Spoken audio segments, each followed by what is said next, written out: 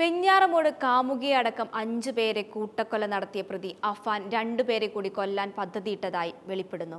ബന്ധുവായ അമ്മയെയും മകളെയുമാണ് കൊല്ലാൻ പദ്ധതിയിട്ടതെന്ന് പോലീസിനോടും മനസാക്ഷിയാരോഗ്യ വിദഗ്ധരോടും അഫാൻ വെളിപ്പെടുത്തി. 5 ലക്ഷം രൂപ ഇവരോട് ചോദിച്ചെങ്കിലും നൽകിയില്ലെന്ന് കാരണമാണ് ഇതിനു പുറകിൽ. അനുജനെ കൊന്നതോടെ തളർന്ന പ്രതി തുടർന്ന് പദ്ധതി ഉപേക്ഷിക്കുകയായിരുന്നു. സഹായിക്കാത്ത മാമനോടും പക തോന്നിയിരുന്നു അഫാന്. ഇയാൾക്ക് ചെറിയ കുട്ടികളുള്ളത് കൊണ്ട് ഒഴിവാക്കുകയായിരുന്നെന്നും പ്രതി കൂട്ടിച്ചേർത്തു.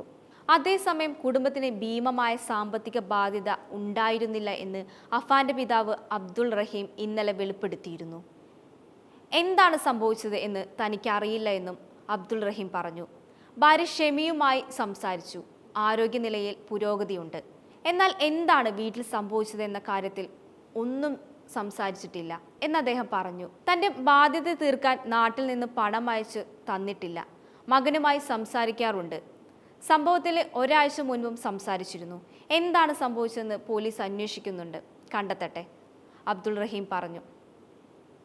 നാടിനെ നടുക്കിയ വെഞ്ഞാറമൂട് കൂട്ടക്കൊലപാതകത്തിൽ കുടുംബത്തിനുണ്ടായ സാമ്പത്തിക ബാധ്യതയാണ് നാടിനെ നടുക്കിയ വെഞ്ഞാറമൂട് കൂട്ടക്കൊലപാതകത്തിൽ കുടുംബത്തിനുണ്ടായിരുന്ന സാമ്പത്തിക ബാധ്യതയാണ് കൂട്ടക്കുരുതിയിലേക്ക് നയിച്ചതെന്നായിരുന്നു പോലീസിന്റെ കണ്ടെത്തൽ. പ്രതി അഫാന്റെ മൊഴിയുടെ അടിസ്ഥാനത്തിലായിരുന്നു പോലീസിന്റെ നിഗമനം. 65 ലക്ഷത്തോളം രൂപ കടമെടുത്തിട്ടുണ്ടായിരുന്നു അഫാൻ. എന്നാൽ ഇത് തള്ളുകയാണ് അഫാന്റെ പിതാവ് അബ്ദുൾ റഹീം. ബാങ്ക് ലോണും മറ്റ് കടങ്ങളും ഉൾപ്പെടെ 15 ലക്ഷത്തിന്റെ ബാധ്യത തനിക്കുണ്ടെന്ന് അബ്ദുൾ റഹീം പോലീസിന് നൽകിയ മൊഴിയിലുണ്ട്. എന്നാൽ ഇത് കുടുംബത്തെ അറിയിച്ചിട്ടില്ല.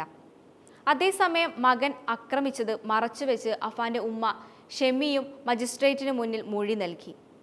കട്ടിലിൽ നിന്നും വീണ് പരിക്കേറ്റതെന്ന് മൊഴിയിൽ ആവർത്തിച്ചു. ആരോഗ്യനില വീണ്ടെടുക്കുന്ന ഷെമിയിൽ നിന്ന് ഉടൻ മൊഴിയെടുക്കാൻ കഴിയുമെന്നാണ് പോലീസിന്റെ പ്രതീക്ഷ.